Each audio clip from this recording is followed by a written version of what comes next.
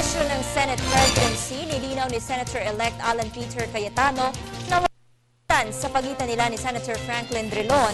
Gaya niya ay maingay rin ang pangalan para sa posisyon.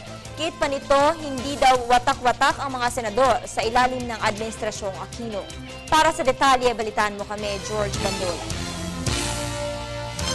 Minsan pang tiniyak ni Senator-elect Alan Peter Cayetano na hindi hati-hati ang mga senador sa ilalim ng Administrasyong Aquino. Sabi ni Cayetano, una sa issue ng Senate presidency, wala raw alitan sa pagitan nila ni Senator Franklin Drilon. Napaulat na matunog ang pangalan ni Cayetano bilang contender ng Senate presidency. Well, siyempre isang karangalan na mabanggit ang pangalan mo, makonsider ka bilang leader ng Senado. Napakahirap maging senador tapos magiging leader ka para mga senador, no? Having said that, isang team kasi kami at may consensus.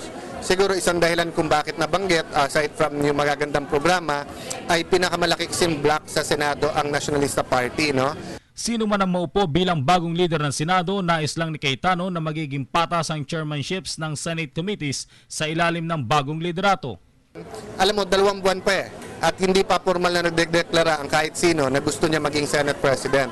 So ang papahayag ko lang ay hindi para sa pag-awayan namin ang committees o ang Senate President.